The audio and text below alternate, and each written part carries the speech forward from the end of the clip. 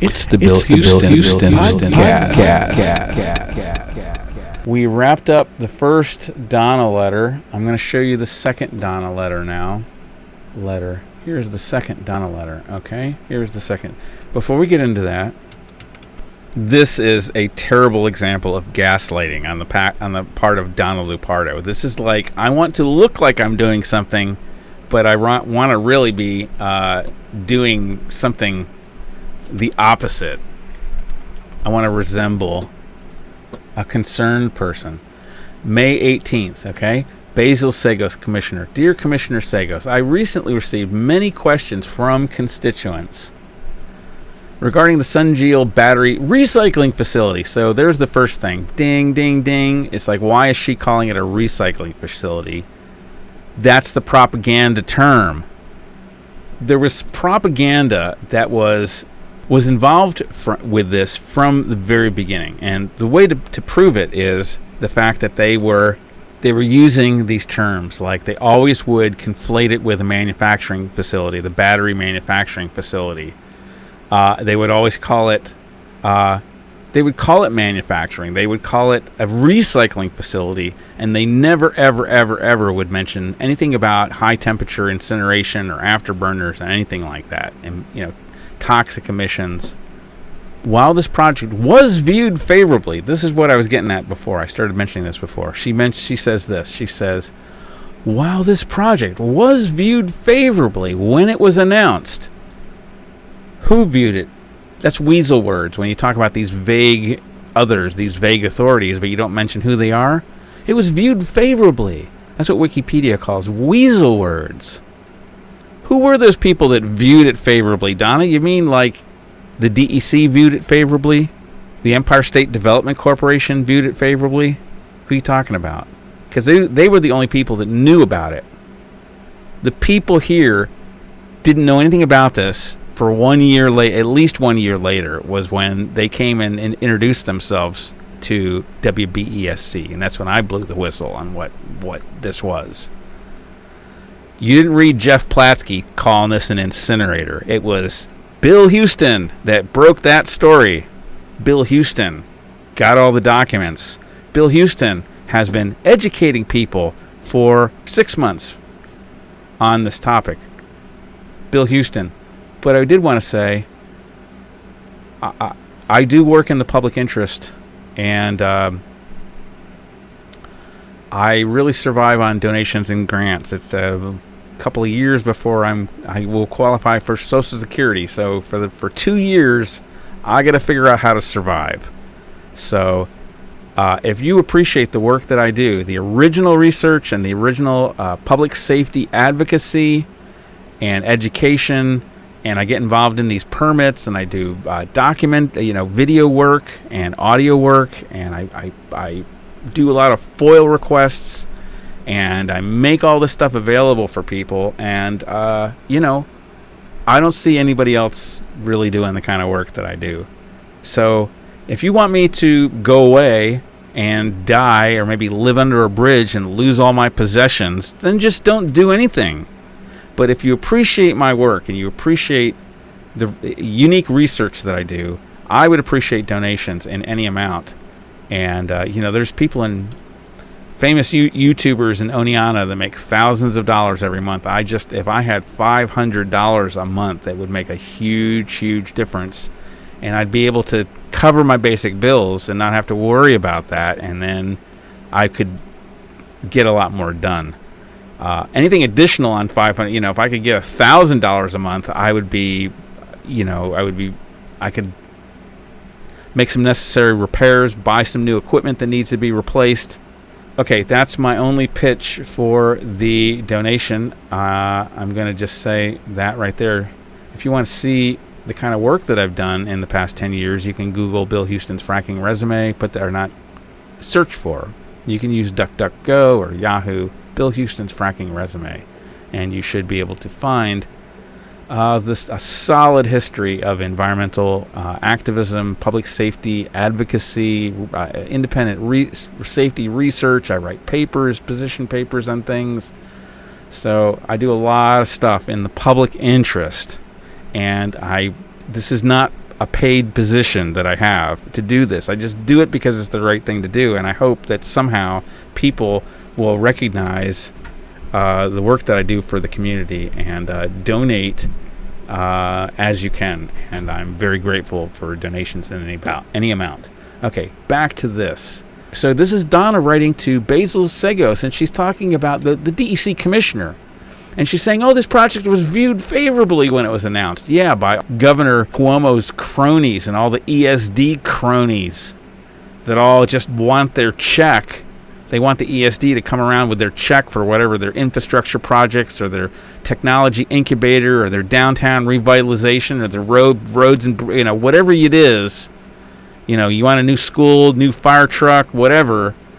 You depend on ESD money to come and bring it to you, okay? So ESD carries a lot of influence with people, and they use that influence like a cudgel to shove whatever toxic monstrosity that Albany wants to locate in your tries to violate the law. Governor Cuomo was the former attorney general. He is the former attorney general. He's an attorney.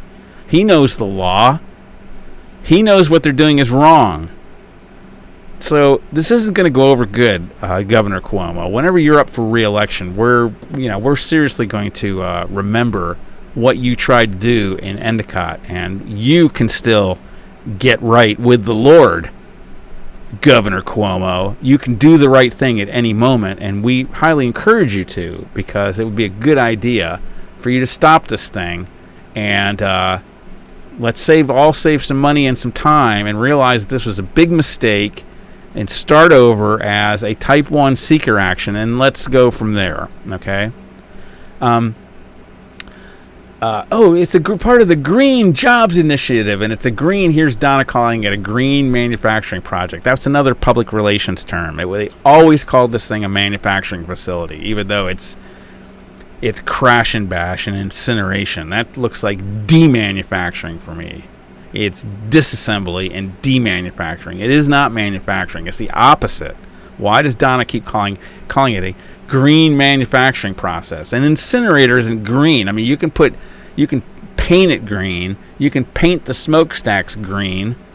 Somebody should do that. Some artist out there paint the incinerator and paint it green and say this is something that's green, like lipstick on a pig. I appreciate the efforts your department has undertaken so far. Yeah. Like screwing up from day one. We appreciate your efforts misclassifying this as an unlisted seeker action. I know I'm repeating a lot of what I say, but I'm hoping if I repeat this stuff over and over again that people will get it, okay? This is super important stuff. And also that you extended the public comment period a couple of weeks. Okay, blah, blah, blah. And your response document that didn't respond to everyone's concerns, didn't respond to my concerns. However, given the history of industrial contamination in this part of the community, I am sure you understand that concerns still persist. As you know, this is a good one here. Look at this one. This is really interesting here. I mean, as if I told you this from the beginning. Who is behind this? Look at the very first video that I did. I expose who's behind this. Okay? As you know, Empire State Development recruited Sunjeel. There it is. Donna Lupardo. Says it right there. Look at that. It says it right here.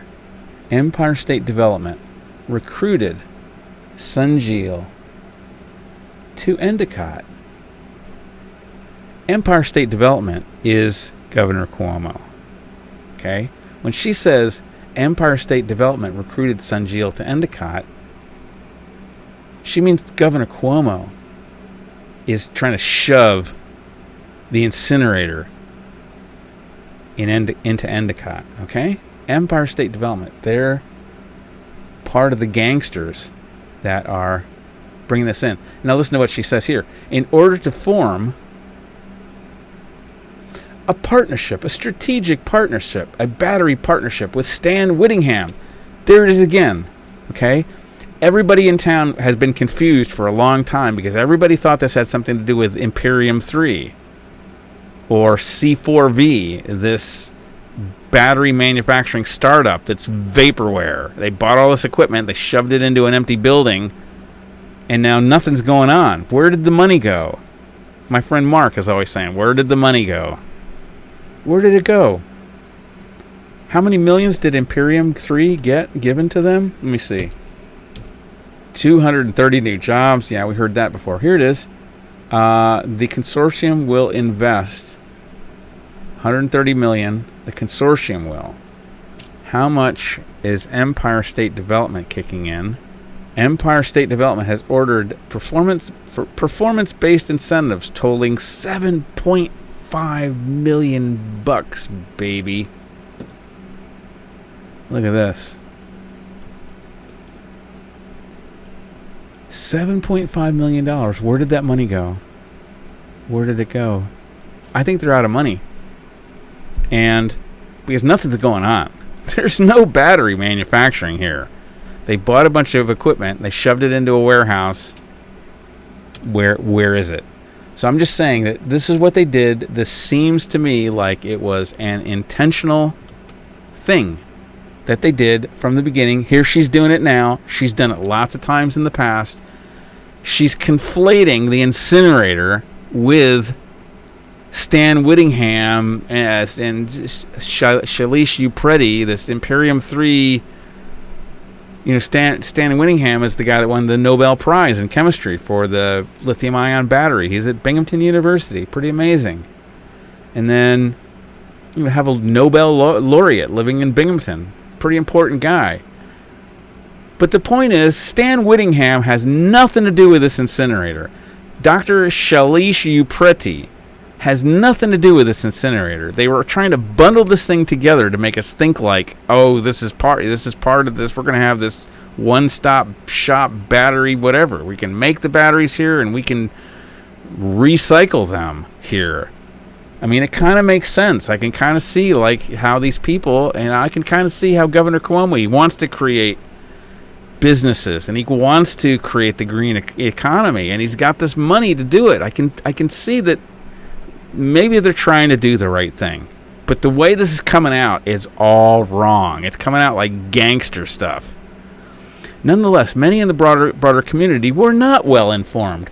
Yeah, why is that? Why is it that they were not well informed, Donna? Was it because you kept telling people it was a manufacturing facility? Was that maybe one reason why they weren't so well informed? Is it because that you kept calling it a recycling facility and hid the true nature of this as being an incinerator? When people think recycling, they think bottles and cans, or they think about Geodis's e-waste recycling, but it's not incineration. It is crash and bash. It was like there was an intentional public relations campaign to hide the true nature of this facility. Donna Lupardo was part of this campaign, and now she's saying, I hope you can understand that she's telling the commissioner of the DEC, I hope you can understand the people were not so well informed. Yeah, guess why they weren't well informed, Donna? Because you were telling them BS. Okay. Well informed about these. Listen to the weasel words. With these new many in the broader community were not well informed of these new developments. You mean the incinerator, right? The incinerator new development, and are understandably concerned about a new industrial process coming to the village. And here she asks him a bunch of questions about what's a summary. Provide a summary of DEC's review. How were the public comments used? Was the review based solely on information provided by the company, or was an independent data looked at? She's asking questions about accident analysis. What she doesn't mention anything about is the zoning and all the process problems in this DEC permit. So there you have it. 2 different letters, friends, from Donna Lupardo. One to a constituent where she's trying to act like she's all concerned, but she's also gaslighting, and she's playing revisionism, And she's saying, oh, I didn't have anything to do with what local village officials do, but she hosted a meeting in her office with Empire State Development, a bunch of high-powered political people, and we can only imagine right now what went on in that meeting. I'm hoping to be able to get some better records on what did go on there. We'll see if I can get them or not. Or we'll see if somebody can get them. Maybe we will involve somebody with subpoena powers to get these records. Because if the mayor was threatened, if the 3 ladies on the board were threatened or bribed or promised favors, that's a big problem. I think you understand that. Jason Garner, Donna Lupardo, Fred Akshar bailed. Good thinking, Fred. Good thinking, Fred. Good on you, Fred Akshar, for writing that letter. Very, very wise decision. So we did 2 letters today, Donna Lupardo. This was the first one. This was a letter to a constituent. And a lot of BS and gaslighting. And then here is the letter to Basil Sagos, the DEC commissioner. More gaslighting. Oh, this is another good one. Read this. This is one of my favorites right here. Even though this is something that has been repeated many times. They keep talking about, the mayor says there's 2 permits. There's not 2 permits. I know what she's talking about, but it's not 2 permits. Here's what happened, okay? The applicant initially applied for what's called a registration. It's the lowest level air permit you can get in New York State. It's called a registration. And it's just a formality. There's no environmental review.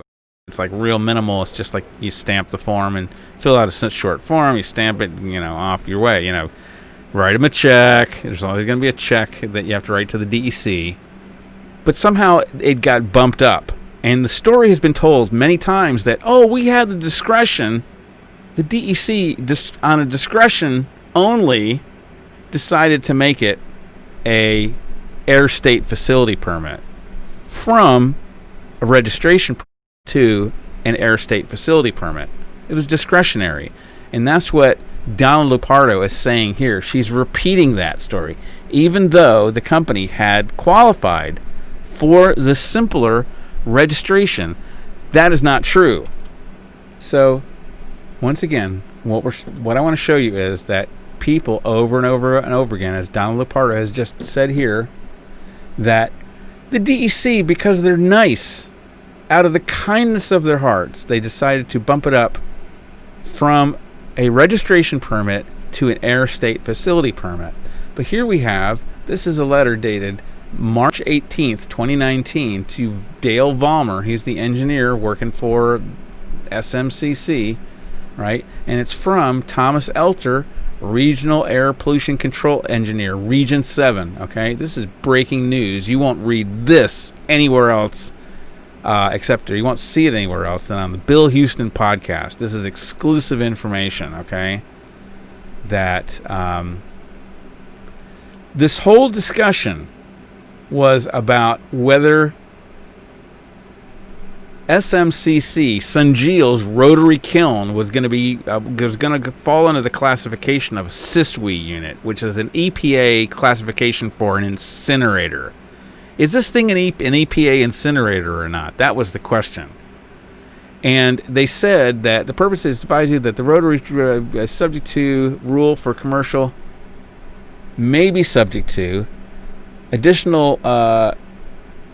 It's like additionally the DEC. This is the key part right here. Is they're saying that this controversy exists. We don't know. We need to get a ruling from the EPA on whether this is a SISWI incinerator or not.